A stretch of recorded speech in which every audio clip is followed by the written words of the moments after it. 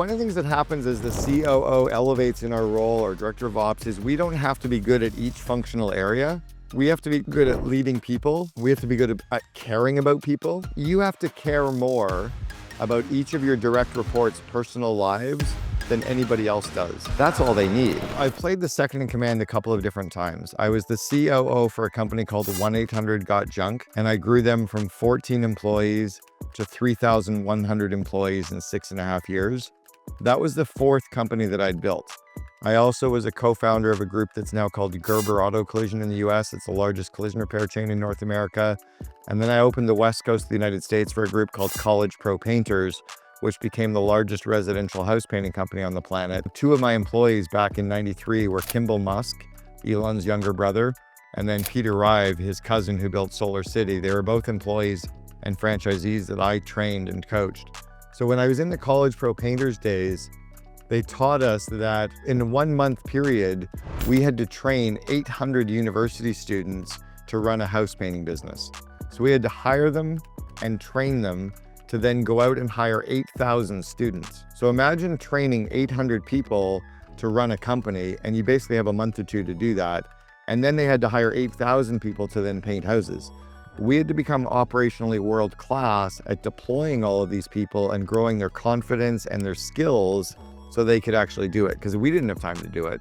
There were only 30 of us at the head office. So what we identified were the skill sets that people needed to be really, really good at to then scale. And then what I looked at was the more that I grow people, I think of every manager and leader in my company like they're climbing up 2 ladders. So on one ladder, they've got their left hand and their left foot climbing up the ladder, and then the ladder right beside it with their right hand and right foot climbing up that ladder. Imagine climbing up 2 ladders beside each other. One ladder is skills and one ladder is confidence. If either ladder starts to shake, you're gonna freeze, right? If the skills ladder is shaking, you're gonna stop. If the confidence ladder is shaking, you're gonna stop. So my job is to grow them and to grow their skills so they have more confidence, and grow their confidence so they can grow more skills. My job is to not do work. My job is to have my to-do list, which does not have my name on it, right? Dave, your to-do list does not say Dave's to-do list. It just says to-do list. Your job is to delegate everything on your to-do list to someone and then grow their skills and their confidence and their connections so they can do that. So if you grow people, grow their skills, grow their confidence, and grow their connections, you can delegate everything except genius. That's how I've scaled every company. If we would ever send a kid off to play Little League baseball and we didn't teach them how to hold the bat or how to toss the ball or how to catch the ball, if we didn't give them the basics for baseball, they would come home at the end of the first day and go, "Daddy, baseball sucks."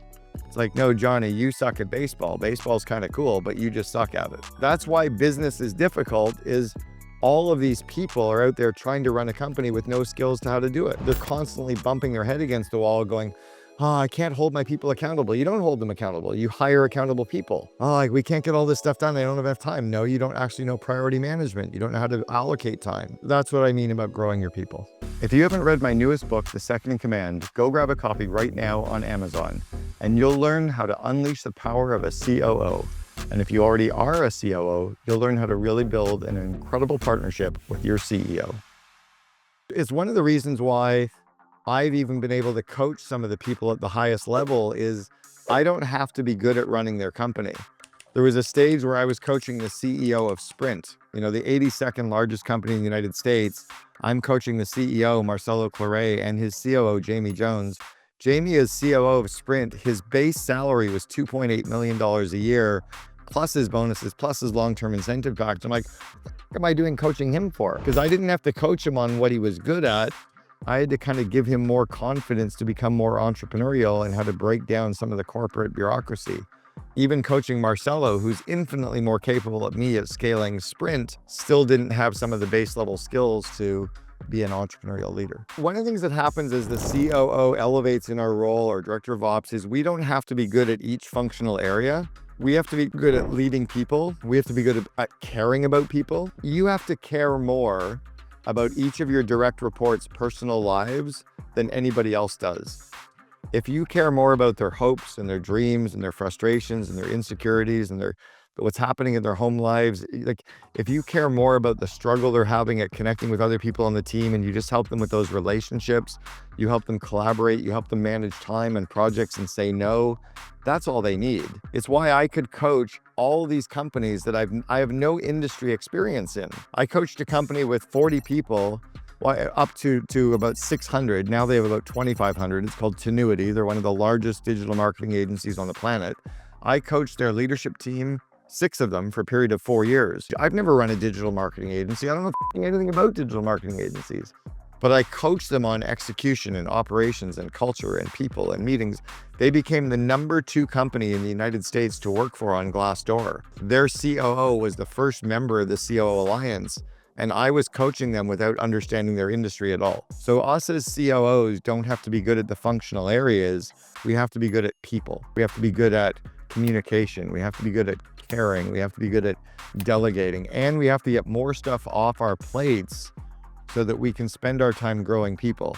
So Liz, let's say you've got something on your plate right now. You're like, I don't have anybody to delegate this to. Pick someone, delegate it to them, and using situational leadership, coaching, one-on-one coaching, time management, project management, use those skills to help grow them so they can do it better. But get it off your plate. Just like your CEO has got stuff off their plate and on your plate now, your job is to get results through people.